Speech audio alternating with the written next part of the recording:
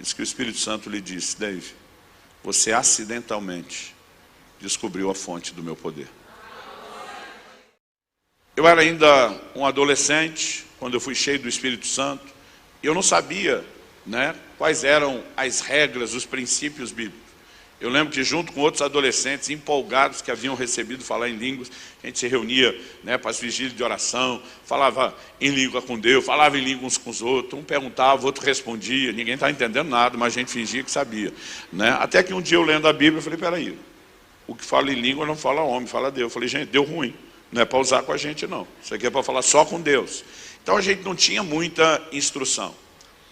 Mas eu comecei a estar perto de pessoas que oravam em línguas com regularidade. Depois disso, perto dos meus 18 anos de idade, eu tive contato com um ministro norte-americano que durante muitos anos veio ao Brasil ensinar, chamado Dave Robertson. E Dave Robertson nos inspirou com a história dele e com a prática dele do falar em línguas. Eu nunca tinha visto milagre na minha vida até então. Esse cara começava as reuniões dele num formato totalmente diferente. Eu lembro de momentos que ele pegava o microfone, abria a reunião, tinha louvor.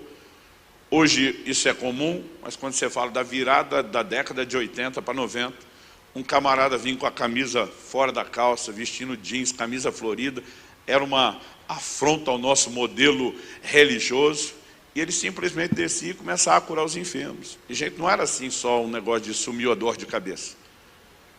A gente via coisas extraordinárias acontecendo, e aquilo enlouquecia. Eu lembro de uma ocasião que ele ministrou uma pessoa, eu estava assim, 2 cadeiras do lado do que aconteceu. Ele chama uma pessoa, aponta o dedo para alguém, ela está no meio do povo, não tem como ele ver. Ele falou, Deus me mostra um problema ósseo, suas pernas são tortas. Sai do seu lugar, vem para cá. O camarada realmente parecia que tinha andado muito a cavalo. As pernas estavam muito, muito tortas.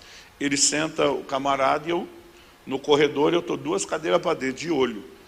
Eu só lembro dele dizendo, em Jesus' name. Nem deu tempo do intérprete traduzir, aquele negócio começou a estalar, endireitou na minha frente. Eu enlouqueci, eu surtei. Eu falei, eu quero isso para a minha vida. Aí depois dessa demonstração de poder, ele subia no palco, pegava o microfone e perguntava, quem quer ter o que eu tenho? A gente erguia uma mão, a outra, o pé, todo mundo queria. Só quando ele perguntava isso, a gente imaginava que ele ia dar um download gratuito, impor nas mãos. E dizer, se você quer ter o que eu tenho, você precisa fazer o que eu faço. Você precisa descobrir o que eu descobri. E muitas vezes ele contava a mesma história. Qual era a história? Deus o chamou para o ministério por meio de um sonho. Ele acorda pela manhã impactado com o sonho. Não entendia naquela época que o ministério é um processo. Então na cabeça dele, ele tinha que responder imediatamente, largar tudo. Então ele foi, conversou com a mulher dele, falou, olha, eu vou largar meu emprego, eu vou me jogar para atender o chamado de Deus. E ele perguntou para ela, você está comigo nisso? Ela falou, estou. Mesmo que a gente durma debaixo de uma árvore, só coma feijão, vista pano de saco, ela falou, estamos juntos. E ele foi lá e largou tudo. Só que depois que ele largou tudo, ele descobriu que ele não tinha o que fazer. Ele entendia que o chamado dele era para ser um evangelista, mas naquela época, nos Estados Unidos, o evangelista fazia trabalhos, tentando alcançar o não crente, mas fazia dentro da igreja. Ele usava igrejas, prédios de outros. E ninguém queria emprestar uma igreja para um doido que apareceu, que eles não conheciam. E ele ficou frustrado, porque ele largou tudo e não tinha o que fazer. Aí ele pensou assim, a Bíblia diz que quem não trabalha não come, eu não posso ficar sem fazer nada vagabundeando. Então ele pensou, se eu ficar orando até ter o que fazer, eu acho que vou provar para Deus que eu não sou vagabundo, e ele pode mandar o meu sustento.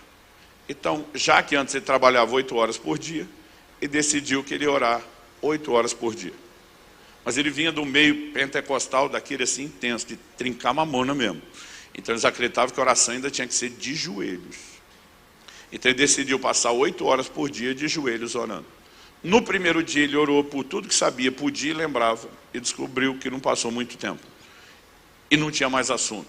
Intercedeu pelos missionários na África, na Índia, amaldiçoou as baratas da sala, que disseram que arrumaram um porão para ele numa igreja, para ele poder ter esse tempo de oração. E ele descobriu que não tinha mais assunto. Por falta de assunto, como vinha do meio pentecostal, começou a falar em línguas. E porque não tinha assunto, ele improvisava, ficava orando em línguas aquele tempo todo. Ele diz, quando soava uma sirene, de uma fábrica perto, que dava 15 minutos de intervalo para os peão, era o momento do dia que ele se dava o direito de levantar, esticar as pernas, ir no banheiro, Mas ele assumiu aquele compromisso e se fez um prisioneiro daquela sala. As pessoas ficavam impressionadas. Você está orando 8 horas por dia.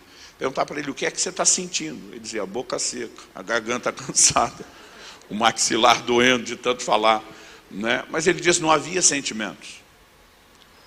Mas ele descobriu que quando a Bíblia diz que o que fala em línguas edifica-se a si mesmo, com ou sem sentimento, o processo está acontecendo. 3 meses depois de se fazer um prisioneiro daquela sala, ele conta que ele foi chamado pelo pessoal da igreja, que emprestou o porão para ele. Era uma igreja tradicional, não era a igreja dele. Eles disseram, olha, nós vamos receber um grande preletor da nossa denominação. Ele está de viagem para ir pregar num outro evento à noite, vai ter que fazer uma pausa aqui à tarde. Resolvemos fazer uma reunião com ele, mas o homem é tão conhecido, famoso, que a gente não quer a igreja vazia. Mas horário da tarde, horário comercial, a maior parte do povo está trabalhando. Nós estamos juntando o que podemos de gente para tentar encher aquele auditório. E hoje nós vamos cobrar o aluguel da sala que você usa. Você tem que subir para a reunião e ajudar a fazer presença lá. Ele pensou, acho que Deus não vai se importar de eu parar de orar um pouco para ouvir a palavra dele. E subiu. E diz que quando começou a reunião era tudo muito diferente do que ele conhecia, porque era muita formalidade. Servindo um cafezinho para todo mundo. Ele achou aquilo muito chique, tomou o cafezinho dele. Mas daqui a pouco, quando o homem foi finalmente anunciado e começou a falar, ele disse que era muito chato, porque o homem lia o sermão todo. Ele vinha do meio pentecostal, onde as pregações eram, né, muito intensas, e ele achou aquele negócio muito sem graça. Mas ele está ali, tentando ser educado, prestar atenção, mas de repente ele teve uma visão. E nessa visão ele via como fosse uma chapa de um raio-x. E ele via o desenho do osso de uma perna, um fêmur. Ele via a cabeça do fêmur, né, com muita clareza. E ele brinca que pensou que alguém botou alguma coisa no café. Porque assim, abriu o olho, fechava o olho, não importa. A visão, o raio-x estava lá diante dele. Ele sabia inexplicavelmente que aquela perna, ela não me lembro exatamente a medida, fazendo a tradução, mas de 6 a 8 centímetros menor do que a outra, que ele não via no raio-x. Ele sabia de uma artrite na cabeça do fêmur, só olhando aquilo, ele sabia aquilo tudo. Ele disse que ele não conseguia entender o que estava acontecendo, porque nunca tinha tido uma experiência dessa. Mas enquanto ele está ali no dilema, tentar entender, ele olha bem para a mulher que está do lado dele, segurando 2 muletas, e ele pergunta para ela, a senhora tem um problema de artrite na cabeça do fêmur? Ela disse, tenho. A senhora usa muleta porque uma perna é menor do que a outra. A diferença é essa? A mulher disse, é. Ele disse que deduziu. Ele vira para ela e diz, posso orar por você? E a mulher disse, pode. Mas pode, de um crente tradicional, é quando você chegar em casa e for orar antes de dormir, lembra de mim. Posso orar por você, de um pentecostal? É aqui agora. Quando ela disse pode, ele pulou na frente dela, agarrou as pernas dela e começou aquela oração barulhenta. Em nome de Jesus! E o cara que está falando no meio da prédica assusta com aquilo e manda o pastor auxiliar interromper a bagunça. Mas ele disse que o pastor auxiliar foi muito lento. Quando chegou lá, a perna da mulher já estava esticando e crescendo. Essa mulher saiu correndo, pulando, dançando na igreja, todo mundo conhecia ela, aquele negócio foi surpreendente, assustou todo mundo, e ela está fazendo festa e todo mundo está olhando. O irmão David Roberts disse que ele mesmo assustado, impressionado com aquilo, sem entender, né, o que tinha acontecido, ele nunca tinha visto nada semelhante. E de repente essa irmã que está fazendo festa, ela para e diz, gente, me ocorreu algo. Se Deus fez por mim, vai fazer por vocês. Quem tiver precisando de cura, Ele vai orar por você.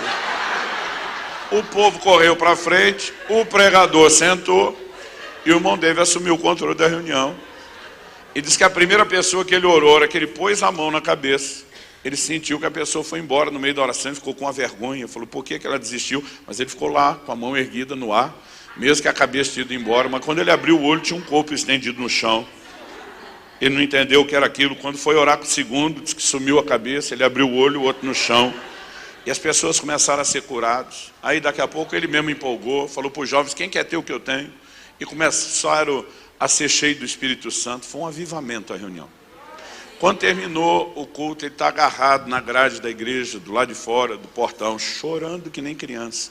E perguntando, Deus, como o Senhor pode ter usado alguém como eu?